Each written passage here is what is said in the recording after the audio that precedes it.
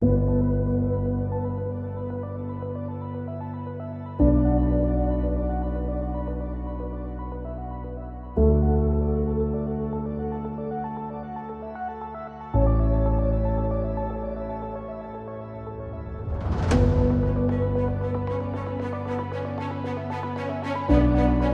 those of you who love audio, behind-the-scenes content, and deeper engagement, we've created a way to join the Broken Arts family at another level, our premium YouTube membership. Premium members get exclusive access, bonus content, interviews with the artists involved, rehearsal glimpses, early access to releases, workshops, and more. You're not just watching art happen, you're participating in it. In fact, premium members will be getting advanced access to Ali Cantor's Choose the Bear series, which premieres on November 7th, 2025. In the cold silence of space, survival means choosing who you trust and who you become. This groundbreaking saga stars your favorite Broken Arts company members, Hanalita Frades, Antonella Perez Ferrero, Meredith Nudo, Dana Hall, Steve Mize, and more. The premium membership is just one of the many ways we're building an ecosystem of art that keeps growing and reaching new audiences.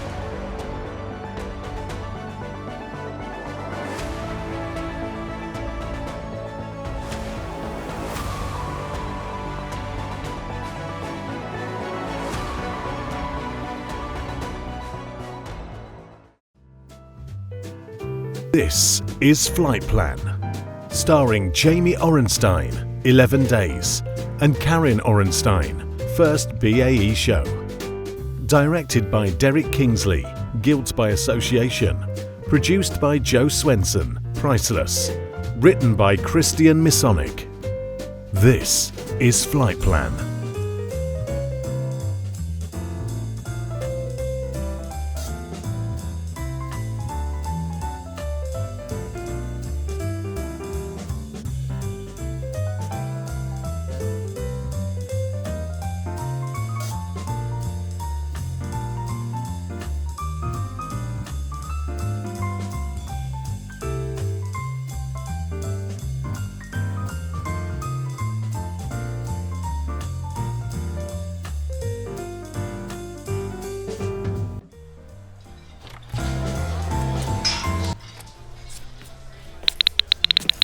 Oh my god. This lobster crostini thing is amazing. You have to try it. You're not supposed to eat those. Those are for people actually participating in the summit. Those aren't for us. Summit's already started. It's just waitstaff cleaning up. They don't care. They absolutely care. Because they all work for very powerful people, and those people care. The waitstaff doesn't want to get in trouble any more than I do. But how do they know we aren't some of those very powerful people? Because we aren't. I couldn't pass for a billionaire? We're wearing pilots' uniforms. So? Billionaires are eccentric. They wear what they want. Stop staring at your phone. Go, get food. Staff gets dinner at 6, Bree. I'll eat at 6. We're guests. We don't get to make the rules. And if we're not in here, then we're out there. And I assume neither of us wants that. If you want to raid the catering table, fine. But please, do it somewhere else. I don't want to be seen as guilty by association. You'd like me to stand somewhere else? If you're going to keep scarfing down off-limits food, yes. Where would you like me to stand? You can stand anywhere you want. I'm just saying. No. I want to be accommodating. What if I just take one big step to the left? Bree, you're missing the point Wait, hear me out. I'm going to take like a big step to the left. Comically big. Like, I'll look like I'm performing Commedia dell'arte or something. Whatever. Fine. Ignore me. Stare at your phone.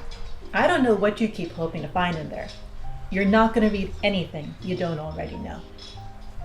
Australia's gone. We lost Australia underwater. That happened this morning. And we've known we were going to lose Australia for months now.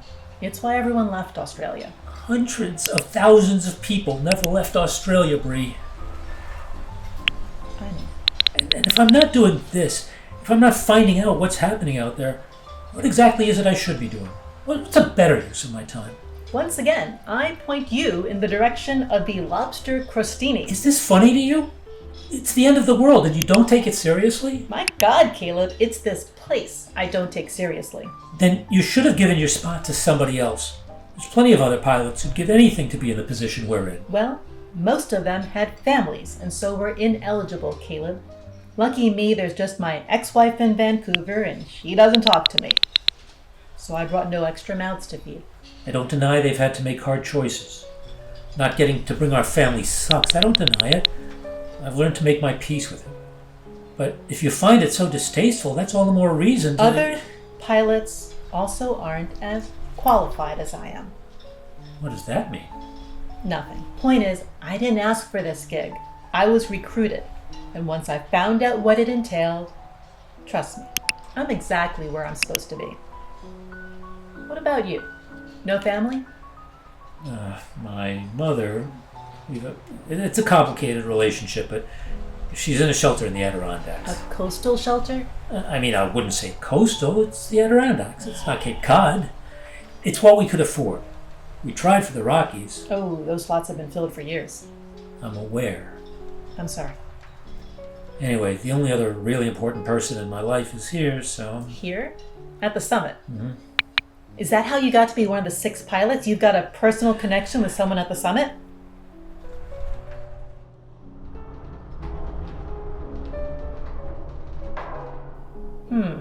None of the staff or the science people would have had the power to make that call. It would have had to come from one of the illustrious 13.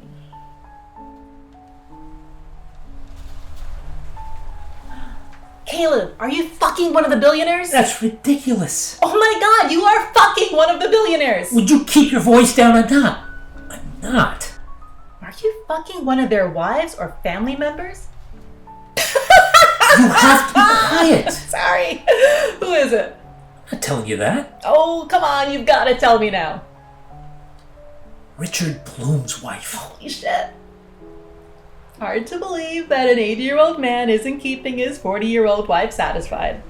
She and some friends chartered a private plane to Vegas a few years ago, and I was flying, and it just sort of happened. I didn't initiate it. It was all her. Yeah, no offense, killer, but I kind of figured. So she got her husband to bring you to Billionaire Bunker to be her boy toy in the Swiss Alps. You can't tell anyone. Who would I tell? Richard Bloom? Oh, yeah, sure. Good point. No, your secret's safe with me, stud. And you wonder why I don't take this place seriously? Half the planet's underwater. The 13 richest old fucks built a palace in the Alps to ride out the end of the world. And this is the decision-making process for who gets to ride it out with them. I mean, I'm a good pilot. It's not funny, I am. I'm a good pilot. Okay, fine, Caleb. I believe you. But apparently that's not why you're here. Well, what about you? Why are you here? You said you got this job because other pilots weren't as qualified. What does that mean? Don't worry about it. Don't worry about it. You won't trust me after what I just told you? Nobody forced you to tell me anything. That's not true. You did. You forced me. How? By going, come on. You can't withstand that level of interrogation? Okay. It's not that the other pilots aren't qualified. It's that I'm overqualified. Overqualified? To fly planes? I don't understand. You're here to be able to fly an airplane. If you can fly an airplane, even whatever, really well, you're still just qualified. The only way you'd be overqualified to fly an airplane would be, I don't even know, if you could fly something bigger. Wait, hold on. You're an astronaut? Well, we can't all sleep our way to the top. Why didn't you tell me? I don't know you very well, Caleb, and you were kind of an asshole about the hors d'oeuvres. Why are you here? There's only like a dozen astronauts left. Why are you working as a pilot? I mean, it's kind of the end of the world, Caleb. NASA's not sending a lot of people to space these days. So why do they want an astronaut at the summit? That's a question I'm legally obligated not to answer. But I'm here, so... I don't understand. They're planning to go to space? If they have to. First, they want to see how much of the planet's left once the dust settles. But I thought the whole point of this, the greatest minds coming together, the best and the brightest, I thought it was a way to come up with To what? Save the world? Caleb, if these guys really wanted to do that, They could have started a long time ago. The summit's a place for these guys to hide in luxury until they know the world is hospitable again, or they're ready to flee somewhere else. Come on. You must know that by now. You must have sensed it. Shh. No one's around. I wouldn't be talking like this if they were. The 6 of us are here to fly them back to civilization if all goes well, or to help them hide in orbit if not. Well, that's why some of us are here. You're apparently here to fuck Mary Ann Bloom. Who else knows about this? The 13, most of the scientists, me and Kush. We're the only astronauts they could get. We're supposed to train you 4 over the next couple years. What happens to everyone else? Who cares? What the fuck? I do. I care. They don't. They care about themselves, and they're counting on just the 6 of us to only care about ourselves too. Otherwise, they're stuck on a fucking mountain in Switzerland. Forever. What are you suggesting? You know what I'm suggesting. You're saying we fly away and leave them here? To die? How would that help the rest of us survive? It wouldn't. But I'm not sure anything can. It would never work. Even if we took a plane each, they've got a hangar full of them. But only 6 people here to fly them. Airplanes don't consume from a finite supply of food and water every day. They wanted as few of us as possible. Even if I agreed to this, and this is crazy, but even if I agreed, the other pilots, Kush, Scott, Hadley, the other guy, Hadley's friend, you'll never get the rest on board. Hadley they can keep. Martin, I don't know. But Kush is talking to Scott right now, and I'm talking to you. So, what? You planned this from the beginning? As soon as I was offered the job, yeah. Where would we go? You can go wherever. I'm going to Vancouver. And I'm supposed to just leave Mrs. Bloom here? Jesus, you call her Mrs. Bloom? She insists. Well, bring her if you want, but she's not going to want to go.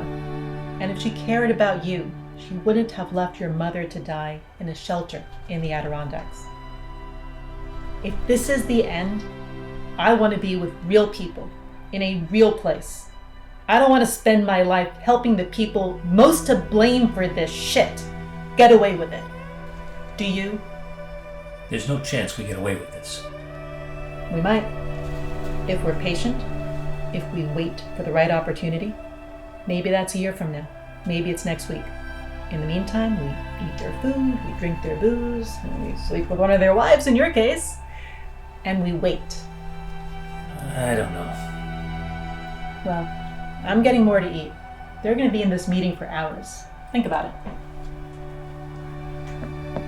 Bree, Yeah. bring me a plate.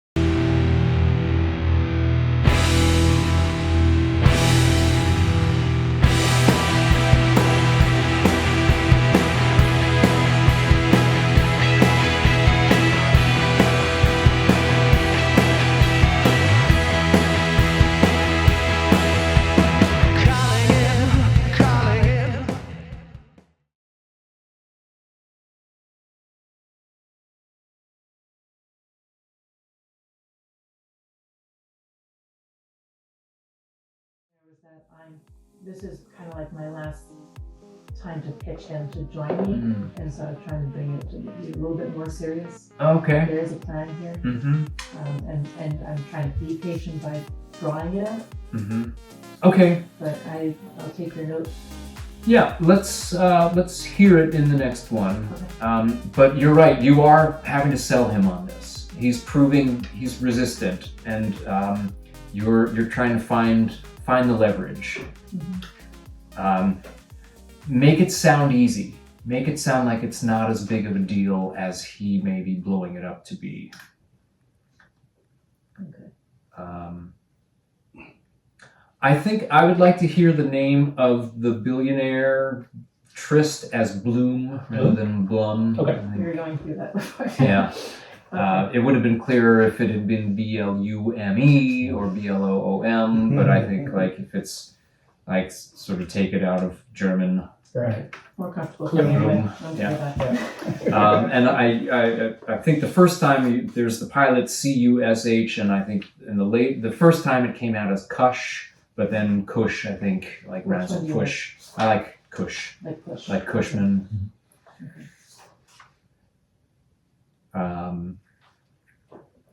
Yeah, very good. There were a couple times on page 7 where we have a scripted laugh from Bree, like in the middle of your secret safe with me, stud, and then when you're going to laugh, give yourself that moment to recognize you're saying something or hearing something funny. Just give it a split second. Secret safe with me, stud. And you wonder. So, and then likewise, when Caleb tries to defend himself, I mean, I'm a good pilot. Yeah. So, and this was Bree laughs was the adjustment we got from Christian, because in the original stage play, she goes big sarcastic thumbs up, but of course this doesn't come through in audio, so the fact that you're laughing, give that the sarcastic laugh, like, yeah, okay, fly boy. And then in the similar vein on page 11, let's see, where is it?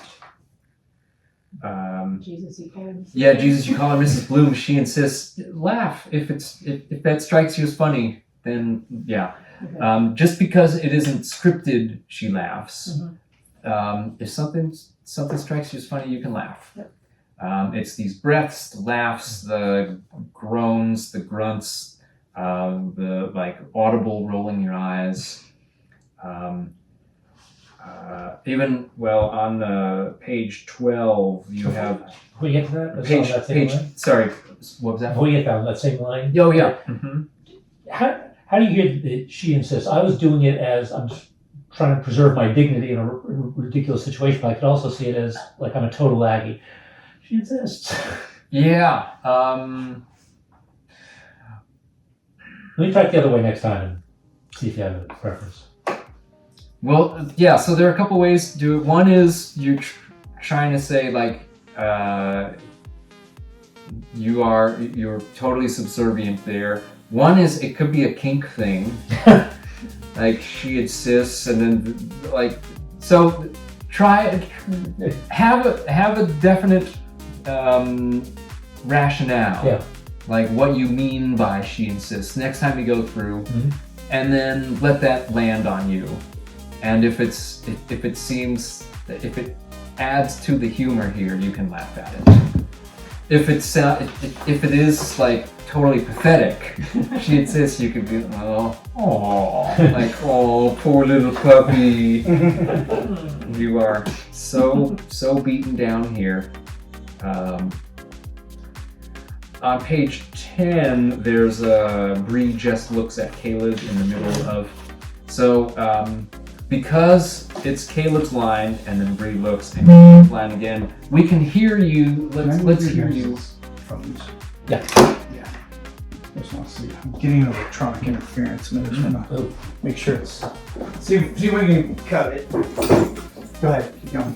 Let's hear you breathe at that or sigh at that. So even though just looks, you can let's hear you breathe into that. Ah, it's there again. What was that? What is this? No, it might be a phone trying to find connection. We could turn off the phone. I think I had my Bluetooth was on, but I now turned this off. So. Okay.